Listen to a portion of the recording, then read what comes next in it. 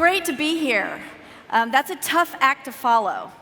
These glasses are not technology, they're just glasses. So for anybody out in the audience that was wondering, they can't put me in the glass hole bucket that our prior folks on stage talked about. But I'm really excited to be here today because I am a growth marketer.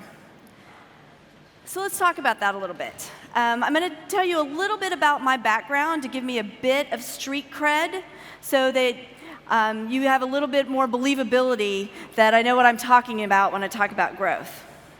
So I've been at a number of different companies, really big ones, where I was in product groups that were growing fast, or at small companies that were on a rocket ship with 100% year-over-year growth.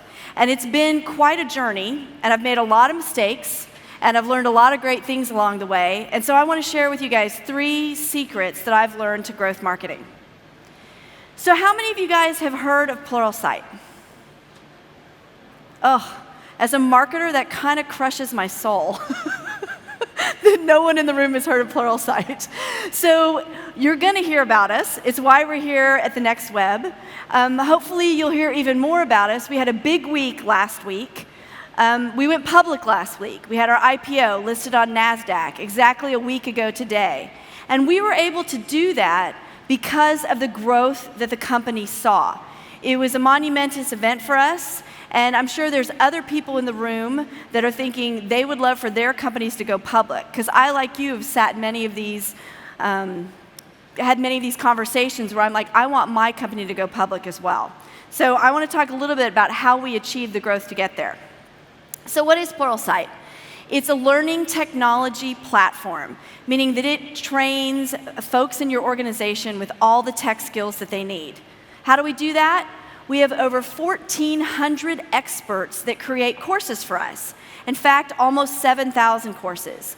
These experts are people like Troy Hunt, who's the cyber security expert worldwide, or people like David Liu. If you want to learn about Salesforce and how to do tech in Salesforce, David Liu runs Google's Salesforce deployment, the largest Salesforce deployment on the planet. So we've created over 7,000 courses. You can take skill assessments and understand where your skills are. We're in 150 countries, 60+% of the Fortune 500. And most importantly, the thing that's made my job the easiest is our customers love us. How many enterprise software company folks are in the room? So a small amount.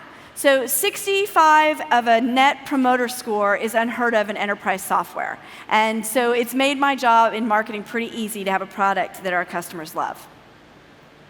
So let's talk about growth. And I told you I was going to share 3 secrets. So number 1, data-driven. Anybody a fan of the TV show Mad Men? Okay, I heard a hell yeah. Thank you, whoever that was. It was one of my favorite shows on television. It went off the air a couple years ago. I think you can still watch reruns on Netflix. But I loved the show. And yes, to be fair, I loved it because Don Draper, the main character pictured in the middle, was a little bit dreamy. He looks a little like my husband, so I feel okay saying that. But I also loved it because it was a time period piece of what marketing was like 60 years ago. These guys were advertisers on Madison Avenue in New York City in 1960.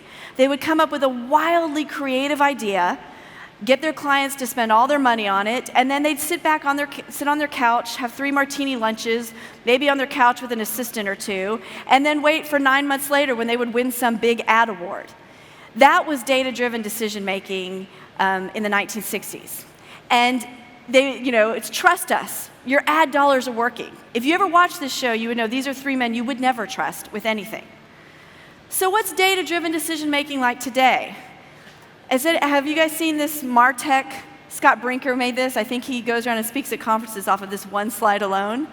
This is the technology landscape for marketers today. When you want to do something data-driven, there is a large amount of vendors you can use. If you want to send out an email campaign, you have 50 different vendors that could do that for you, and 50 different ways, and many, many, many different data sources. So what does that mean for you trying to be data-driven? It means that most of us in marketing are drowning in data, yet we're thirsty for information. I love this picture because this is how I feel sometimes. I've got all this stuff coming at me, but I'm like, somebody throw me a lifeline. Tell me what's really working in marketing. So I'm going to share a story with you. This was from my prior company at Domo. And we advertised across normal digital channels. And LinkedIn was a really great account for us, a great channel for us. So if you look here, we were really data-driven at Domo. And you'll see on the bottom, this is how much ACV, or annual contract value, how much revenue we got from our LinkedIn ad campaigns. The blue bars on the bottom look pretty good. Here's how many sales accepted opportunities, so really qualified leads we got. Again, the blue bars from LinkedIn looks pretty good. You'd say keep investing. Well, how much did that cost us? Well, we had a threshold. We wouldn't spend more than $2,000 for a sales accepted opportunity. LinkedIn, which was great, was below that $2,000 mark. If you look a couple down, Google search ad display or searching was above the $2,000. So if we stopped there, even though we were really data-driven, we would have shifted money and spent more on LinkedIn. But we went one step further, and we looked at ROI. And of course, Google, for the money we spent, we got more in revenue. It had a higher ROI. So you can see here that the blue bar on Google is much higher than the pink on LinkedIn. This is where you have to have the right data. Had we not taken it all the way to ROI, we would have been wasting money on LinkedIn. Now, I'm sure you're telling yourself, it was kind of an aha moment for me. I wanted to hit myself in the forehead. Of course, people searching are going to be more likely to buy your product than ads that you push out on LinkedIn. But it took the data for us to really realize that. So the lesson from this is that you need the right data. So data will tell you where to win.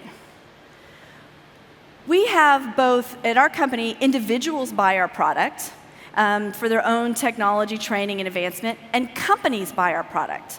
And the majority of our sales are from companies buying our product for their whole team. We started looking at the individuals who were buying, and we started doing segmenting and data analysis, and we found that 85% are professionals who already work at companies. In fact, 70% of those people that were buying for themselves, we could tie to an account in Salesforce. We could tie them to an account that we were trying to sell to. And 50% of them were buying with a company credit card. Their company was already paying for it. We realized this was an amazing lead source, and we realized this through data. So we call this our B2C to B2B motion, or otherwise lovingly known as B to C to B. And this is lesson number 2. For anyone selling into the B2B space, getting a B2C motion up front is really profitable. You look at Dropbox, another company that went public a couple weeks before us, giant valuation, extremely successful. They have this nailed. You look at Slack. They also come in and sell to individuals and then move on to the company. Using a B2C to B approach is really successful. And I'll share a couple secrets we've learned at Pluralsight that has helped us to grow using it. So our funnel looks like this. We start at the very top with a free product. And I believe free products are the best way to get qualified leads into your system. Ours is a skill IQ. So it's your Pluralsight IQ.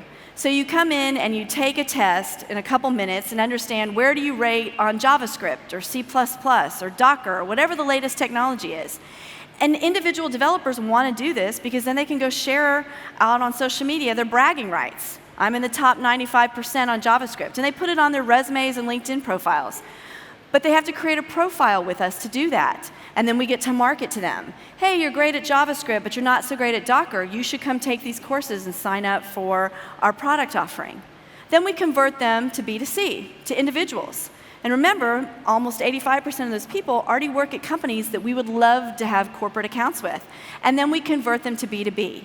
So right now, 26% of our funnel comes through digitally of these individuals, and 74% is a sales-guided motion. And the best leads we give to our sales team to go out and sell corporate accounts is through this motion. So let's talk about how we do that. First, it's back to data. You have to segment the data, find out who you have, and really understand how you market to them and your sales motion. The two together are really going to help bring closed deals. Here's some of the campaigns we've run. This one is called Take It to Your Boss. It was a really successful one. So we gave really inexpensive swag if an individual would set up a meeting with their boss for our sales rep to have. We started with hoodies. We also did some drones. It was one of our most successful campaigns from an ROI perspective because you had someone within the walls of the company recommending that they take a meeting with a sales rep. Sales enablement cannot be understated. It's one of the most important parts of this. You have to use technology to enable your sales team. So in addition to telling your sales team how to tell the message and where the leads are coming from and what companies, we set up tools where sales reps would get pinged in Salesforce when an account had up to 10 individual users. Hey, sales rep that owns the Walmart account, did you know that Walmart had 10 new individuals buy on their own? You should reach out to some of them and start nurture campaigns, or maybe try to call and see if any of them would get a company meeting for you. It was really an amazing motion when you get the sales team engaged and you use technology to automate it. Product marketing is one of our secrets.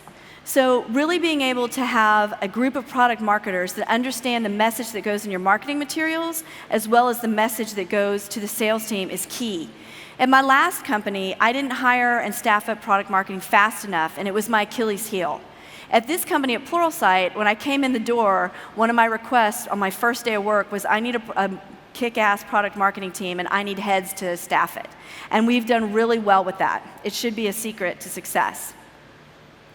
Account-based marketing. I know this is the buzzword and everybody knows about account-based marketing, but it's really important in account-based marketing to use data to really understand who your targets are, to create personalized experiences for them based on research, and then to go with very targeted digital campaigns and bring in field events with that. So don't just do account-based marketing that's digital, bring the live interactions together. And they don't have to be expensive. Two of our most successful additions to our account-based marketing campaign are movie theater tickets.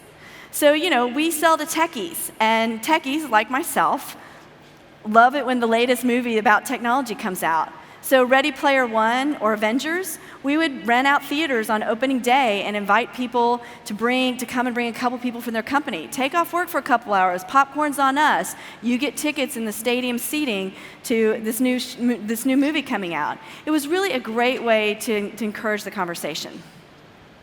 We also did email and direct mailers. Believe it or not, snail mail is coming back. It's kind of retro. It actually is extremely effective for us. So what's the biggest obstacle to being data-driven and to building a B2C to B motion? It comes back to this picture I showed earlier. This is a different version of the same thing. There's so much technology, and there's so much technology that you can use. How do you make sense of it all? So lesson number 3, or secret number 3. Make technology your competitive advantage. Your marketing strategy should also be your technology strategy. Marketing teams are tech teams. I have more people with technical skills on my marketing team than I do with creative skills. It should be your strong point and the way you win. So why doesn't every marketing team embrace technology? Why doesn't everybody say this is their advantage or use this as their advantage? Because it's hard. It's really hard. And why is it so hard? It's because there aren't enough skilled workers that know all of these technologies. There's new technologies coming up every day. A couple years, I think 10 years ago, there were 2 programming languages, Fortran and COBOL, maybe 20 years ago. Now there's over 250. And you look at the entire tech stack, how do people know all of the different things and all the new ones coming up every day? How do you stay current? In fact, in the US alone last year, 500,000 jobs, 500,000 jobs went unfilled for tech skills because there weren't people with the skills to fill them. And this is specific to marketing. 47% of US marketers say their organization is involved in digital marketing, but not very competent at it. Half the people are doing something they're terrible at. That can't feel good. And 75% of marketers say lack of skills is impacting revenue. We need a skilled marketing team that's tech savvy. So how do you do that? You've got to develop a technology organization with your marketing team. But you can't go out and just recruit these people and replace everybody you have. That wouldn't make a lot of sense. So really, the first imperative in winning this war is to develop and retain the talent that you have today. Teach your teams the technology skills they need. Invest in them. Create a culture of learning. One of my favorite stories of Pluralsight We had a woman on our team, Adrienne. She's amazing. She's just a go-getter. She was early in her career, came out of college, and had a coordinator job in marketing. On the side, she took classes. Granted, they were Pluralsight classes, so a little bit of a product plug. She took classes to learn how to use AEM from Adobe and other web products. And now she's one of the more productive senior people on our web team and has a whole new career track for herself. And in addition to that, she's doing amazing work for the company. We've been investing in the people in our company to learn these skills. They're not that hard. It just takes time and effort and creating a culture as the head of marketing of learning and letting people not be afraid to fail. So you can create your future, and you can create your team's future. To really, what I've seen, again, the 3 secrets to growth are really be data-driven, but find the right data. Develop a B to C to B strategy. If you're selling B2B, figure out how to get the individuals in the door first, whether it's through a freemium product or an individual subscription. A ton of companies are doing this, and it's been extremely effective, from Slack to Dropbox to Pluralsight. And finally, invest in your tech strategy. It's going to be your best weapon. And only with people with technology skills can you have an amazing tech strategy. So thank you, and enjoy the conference.